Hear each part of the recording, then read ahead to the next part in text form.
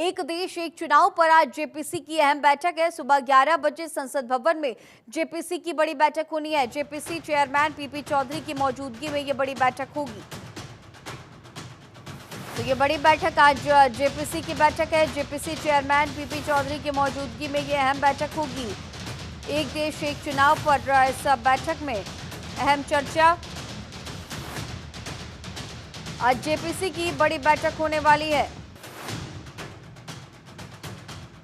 सुबह 11 बजे संसद भवन में जेपीसी की बड़ी बैठक होने वाली है। प्रियंका गांधी समेत तमाम दिग्गज इस बड़ी बैठक में मौजूद रहने वाले हैं। तो जेपीसी चेयरमैन पीपी चौधरी की मौजूदगी में यह बड़ी बैठक होगी।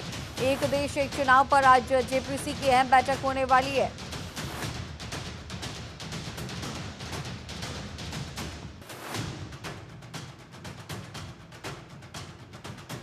तो आज जेपीसी की ये बैठक कई मायनों में बेहद खास। एक देश एक चुनाव पर जेपीसी की ये अहम बैठक होने वाली है। सुबह 11 बजे संसद भवन में जेपीसी की बैठक होगी। और इसी खबर पर और भी ज्यादा जानकारी के साथ दिल्ली से हमारे सहयोगी नमित हमारे साथ लाइव मौजूद है। नमित, आज एक देश एक चुनाव पर अहम बैठक होने वाली है। जेपीसी की अहम बैठक, चेयरमैन भी इस दौरान मौजूद रहने वाले हैं। और भी क्या कुछ ताजा जानकारी है?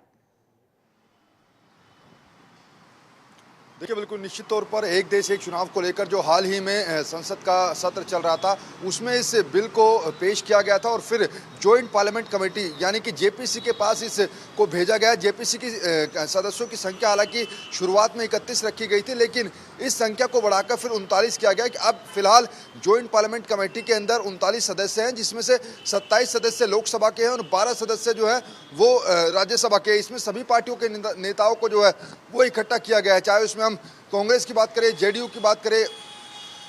हालांकि इसमें कुछ ऐसे नए सांसद भी हैं जो कि पहली बार इस बार पार्लियामेंट के अंदर पहुंचे थे, चाहे उसमें सुषमा स्वराज की बेटी बांसुरी स्वराज हो। इसके अलावा और भी कई नए सांसद हैं। प्रियंका गांधी वाड्रा को भी इस समिति के अंदर रखा गया है। पूर्व केंद्रीय मंत्री अनुराग ठाकुर इसमें है, कांग्रेस के नेता मनीष तिवारी इसमें है, आम आदमी पार्टी की तरफ से संजय सिंह इसमें है। तो कुल मिलाकर कई तमाम पार्टियों के जो नेता हैं वो इस जॉइंट पार्लियामेंट कमेटी के अंदर रखे गए हैं। आज जो ये बैठक होगी 11 बजे पार्लियामेंट के अंदर, इस बैठक के अंदर जो कानून मंत्रालय के अधिकारी हैं वो इस पूरे विधेयक से जुड़े हुए जो बारीकियां हैं उनको सभी सदस्यों को समझाएंगे कि आखिर किस तरीके से अगर एक देश एक चुनाव देश के अंदर लागू होता है तो आखिर ये कैसे काम करेगा। क्योंकि हमने देखा था कि कानून मंत्री अर्जुन राम मेघवाल ने जिस तरीके से इस बिल को संसद के पटल पर रखा था, उस दौरान भी कई विपक्षी पार्टियों ने इसका विरोध किया था। और आज जॉइंट पार्लियामेंट कमेटी के अंदर जो शुरुआती जानकारी है वो क्योंकि ये जो एक देश एक चुनाव है, इसके तहत जो है 2 विधेयकों पर चर्चा होगी और 2 विधेयकों की जो शुरुआती जानकारी है वो आज जॉइंट पार्लियामेंट कमेटी के सदस्यों को दी जाएगी। नमित, जिस तरह से आपने जिक्र किया, लगातार जब संसद के पटल पर इस विधेयक को रखा गया था तो हंगामे देखने को मिले थे और आज जेपीसी की अहम बैठक है, तो क्या ऐसे में कयास लगाए जा सकते हैं कि क्या सबकी सहमति बनेगी या फिर उसी तरह से जिस तरह से हंगामे हमने पहले देखे थे आगे भी ऐसे ही देखने को मिलेगी, आगे भी इसी तरह की स्थितियां?